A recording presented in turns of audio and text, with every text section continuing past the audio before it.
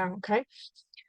Bismillahirrahmanirrahim. So, I want to share with you a story of let's call this brother Mohammed. So Mohammed, he came to my practice and we worked really hard on his issues. And Mohammed, you see in this story, is a combination of 2 or 3 or 4 clients.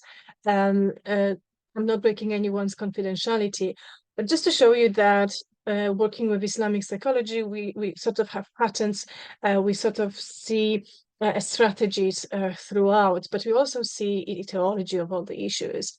So Mohammed, he's age 30, and he's got his family wanting him to get married. He's highly educated, well-performing individual, but he can't find his ways into or throughout adult relationships, neither with his friends, neither with prospective sisters coming along.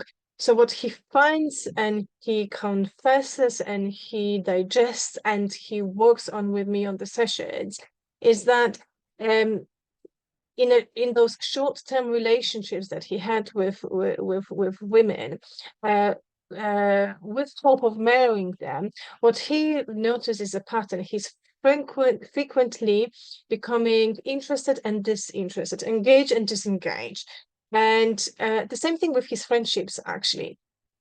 So he finds himself asking a question: is there something wrong with me? Is Allah subhanahu wa ta'ala punishing me for something? You know, what are the ayats in this? I am ready, financially, education-wise, biologically, I'm ready to get married, yet there's always something that doesn't make sense. There's always something that puts me off. And maybe he's at that stage, alhamdulillah, when he's thinking maybe it's not about the other person, maybe it's about me. So he's asking the right questions, really. So he comes and he digests all those problems, all those issues, and we even noticing his biopsychology, meaning his somatic language in action. So he never suffered with migraines just before 6 months ago. It's a permanent thing. He never suffered with gastrointestinal issues. He's quite fit. He's going on the gym. Yet that is the case right now. He even got himself medically checked, and everything is all right. Apart from the fact that he sometimes feel hunger, sometimes he doesn't. Apart from the fact that he's got those significant dreams. And sometimes he is restless through nights, and we also notice a certain pattern in his thoughts, and it's not a new thing. Apparently, what Muhammad is doing to himself, he is criticizing himself a lot.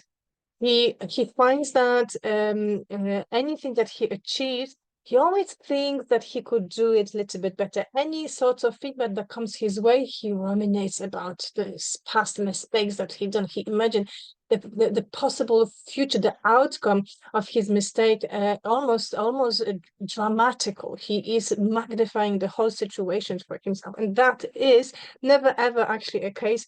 He is praised. He's got many promotions, but that's how he's experiencing it. So even emotionally, at the level of emotions, he feels the escalation from minor frustration sometimes to anger and numbness when he's shutting himself off. He's escaping from relationships, including those prospective women coming his way.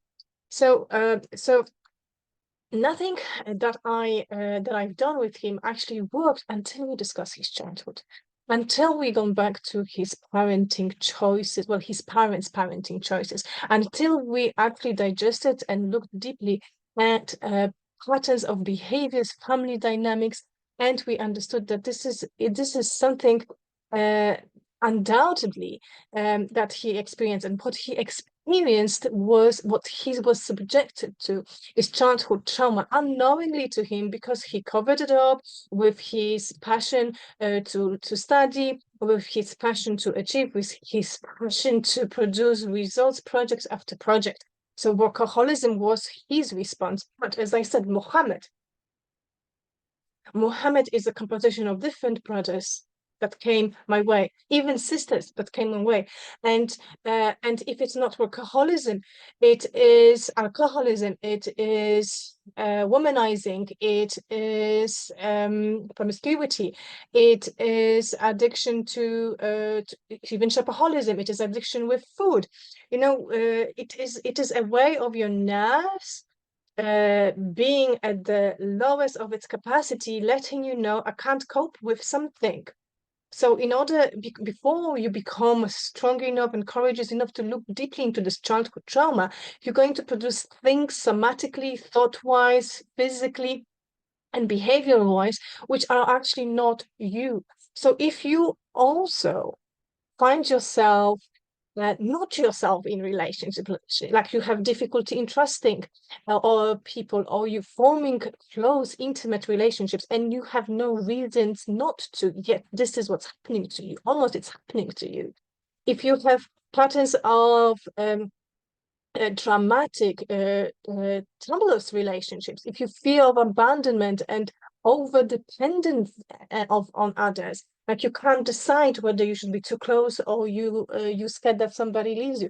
If you find difficulties in finding and building stable, respectful, self-respectful boundaries, if you even producing chronic pains at the level of headaches, digestion issues, or sleeping patterns, if you have negative thoughts which are sort of reprimanding you all the time, lowering your self-image, the way you feel about yourself, and feel about your position in terms of the mercy and forgiveness of Allah subhanahu wa ta'ala, if you constantly feeling pessimistic and procrastinating, if your feelings are somehow on the spectrum of being high and low, like you have emotional numbness or detachment, or you desperately want somebody to be together with you, if you're going through sadness, fear, and anger, if you just think about the significant person, maybe what I'm saying to you, maybe it's not your fault. I know it's not your fault because I worked with Muhammad and Muhammad-like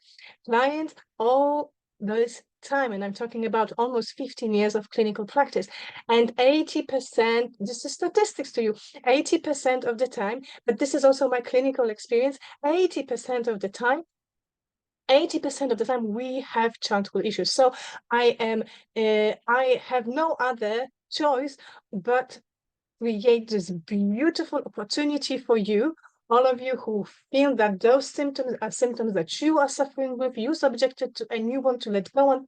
So I have no other choice but invite you with pleasure. Actually, it's quite exciting what I'm going to say right now. The 5 days challenge starting on 15th of January, called Forgiving My Parents. 5 steps through Islamic psychology and Islamic counseling to Bir Walidain Secret. Click that link below, inshallah, and join me and my team of angels on the journey through forgiveness, through self-compassion, through Ar-Rahman and Ar-Rahim. Assalamu alaikum wa rahmatullahi wa barakatuh. Can't wait to see you there.